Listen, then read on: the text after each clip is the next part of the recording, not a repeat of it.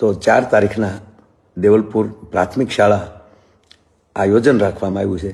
તો સમસ્ત તેમજ સ્નેહી મિત્રોને આવું આયોજન કર્યું છે એને હું ધન્યવાદ આપું છું.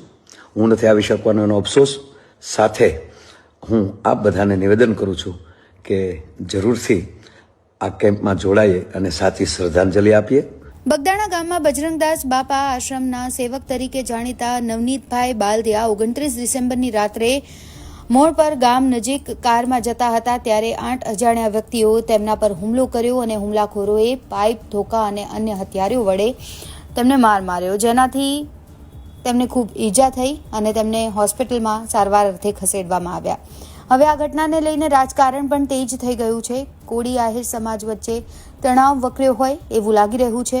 આ બધા વિવાદની વચ્ચે પ્રથમવાર આટલા દિવસો થયા બાદ માયાભાઈ આહિરનો એક વિડીયો છે જે વાયરલ થઈ રહ્યો છે.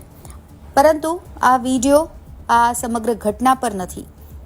તેઓ આ ઘટનાની નહીં પણ એક સામાજિક કાર્યની માહિતી આપી રહ્યા છે. કોડીનાર તાલુકાના દેવલપુર ગામે એક બ્લડ ડોનેશન કેમ્પનું આયોજન કરવામાં આવ્યું છે.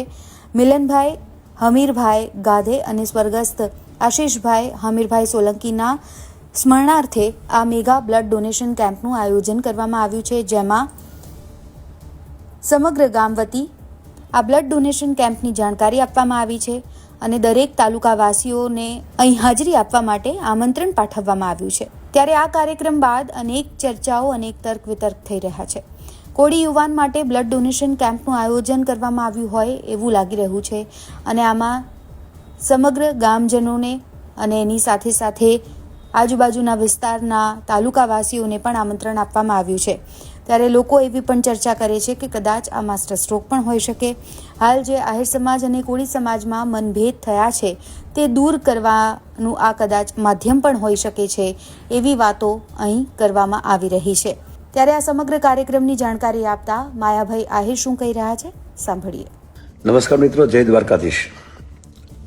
ભાઈ સ્વર્ગસ્થ મિલન હમીરભાઈ ગાધે અને સ્વર્ગસ્થ ભાઈ આશીષ હમીરભાઈ સોલંકી આ બે તરવરીયા યુવાનોના સમરણ અર્થે દેવલપુર ગામના આંગણે તારીખ 4 જાન્યુઆરીના એક બ્લડ કેમ્પ તેમજ સર્વનિદાન કેમ્પનું આયોજન કરવામાં આવ્યું છે.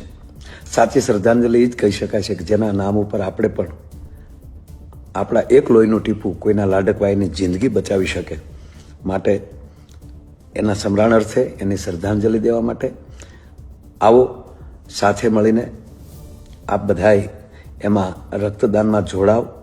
તેમજ સર્વનિદાન કેમ્પનું પણ આયોજન રાખવામાં આવ્યું છે. તો 4 તારીખના દેવલપુર પ્રાથમિક શાળા આયોજન રાખવામાં આવ્યું છે. તો સમસ્ત તેમજ સ્નેહી મિત્રોને આવું આયોજન કર્યું છે એને હું ધન્યવાદ આપું છું.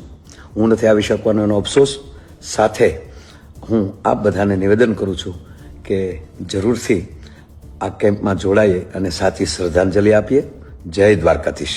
મહત્વનું છે, બગદાણા હુમલાનો કેસ છે સમગ્ર ગુજરાતમાં ચર્ચાનો વિષય બની ગયો છે. નવનીતભાઈ બાલદિયા પર જીવલેણ હુમલો કરવામાં આવ્યો. પોલીસ તપાસમાં નવા વળાંક આવ્યા. જ્ઞાતિવાદના રાજકારણ છે એ પણ હવે તેજ થઈ ગયું હોય તેવું પ્રતીત થઈ રહ્યું છે.